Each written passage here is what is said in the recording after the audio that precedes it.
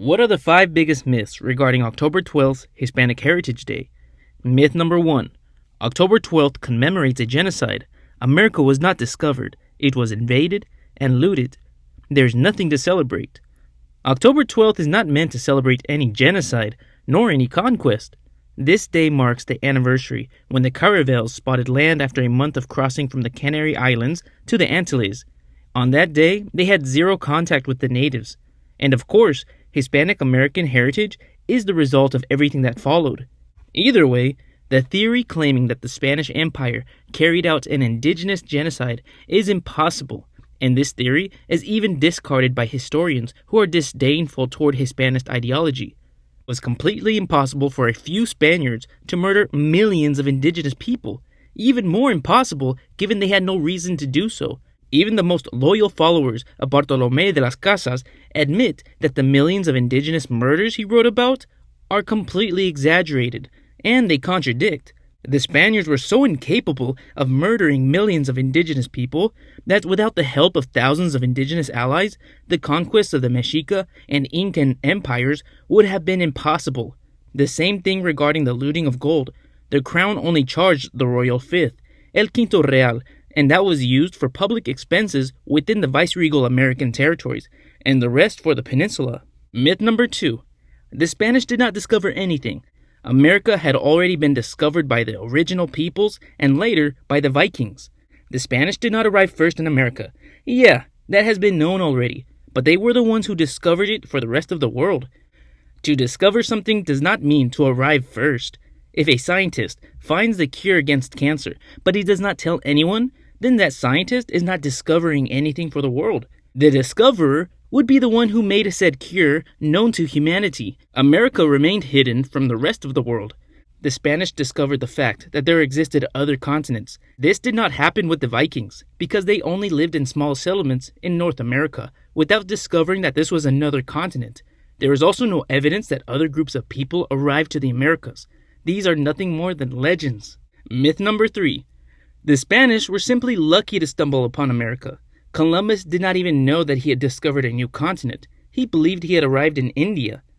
At that time, the most popular way to sail was bordering the coast without losing sight of it. The Spanish overcame that and sailed for a month on high seas into the unknown. They knew the road reached somewhere, but they did not know how long it would take. We have to keep in mind that the Spanish did not make the first trip around the world until some time later. The real diameter of the Earth was completely unknown. No one knew the true distance between Europe and the Far East. Despite the uncertainty, they went out to sea. There came a moment when it was not worth turning around because there were not enough provisions to return. Columbus at first believed to have reached a place within the Indies, not the modern state of India. It is impossible that Columbus would have believed to reach India without crossing any other territory, not to mention having traveled such an enormous distance. At the time, the Far East was known as the Indies, and within the Indies, it was speculated that there could be territories that had not yet been discovered. What they did not expect was a huge continent in between. This is where the names Indies derived from. Terms East Indies and West Indies were used to differentiate the separate territories, which is why their inhabitants were called Indians. When Columbus arrived at the mouth of the Orinoco River, he described it with the words Otro Mundo, another world. Even though these words have received different interpretations, whether this was another world within Asia or a world apart from Asia. With that said, Amerigo Vespucci is credited to be the first to conclude that it was a new continent in his travels between 1499 and 1501.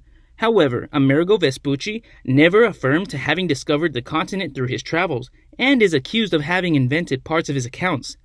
It is also said that it was not him who made stuff up, but his publishers who wished to increase sales.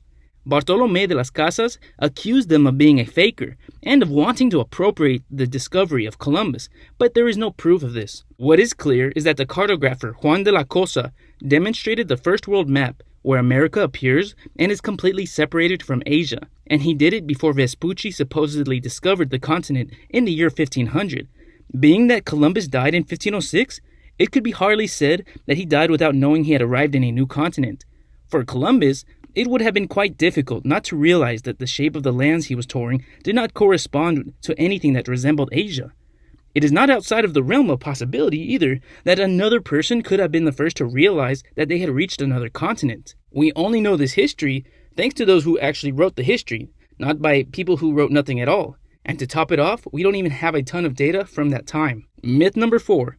October 12th is a fascist festival of Francoism that has its roots in the Spanish neocolonialists, and therefore we must change the name to the Day of Cultural Biodiversity and blah blah blah. Although it is true that the idea of celebrating this festival came from a Spaniard named Faustino Rodriguez San Pedro, the president of the Iberian American Union, the first country to establish it was Argentina in 1917, a year before Spain. The first time that it was celebrated was in La Casa de Argentina de Málaga in 1914, when it went by the name of Fiesta de la Raza Española and renamed to Día de la Raza, a name that didn't stick convincingly by many. It must also be stated that the word race in this context does not allude to any type of skin color or anything similar, but refers to the Hispanic people, like Viva la Raza when Mexicans commemorate their national pride. In the 20s, it would begin to be known as Hispanic Heritage Day, and it is still celebrated in many Latin American countries, sometimes under other names, such as the Day of Cultural Diversity, a term that is more typical of United States colonialism, which tries to impose the ideology of political correctness on other countries. Myth number 5. Christopher Columbus deserves all of the credit. From the black legend of the genocide, we move on to the white legend that surprisingly survives, even more so in the United States, where Columbus Day focuses only on Christopher Columbus and is clearly an Italian holiday. Spain is absolutely unacknowledged. Columbus was Genoese, that is to say Italian, although Italy, as we know it today, did not exist back then. The reality is this: Christopher Columbus swore allegiance to the Catholic monarchs, and so did Amerigo Vespucci, which was the equivalent at the time to obtaining nationality. In addition, at that time, dual nationality did not exist. A person could only be loyal to one king.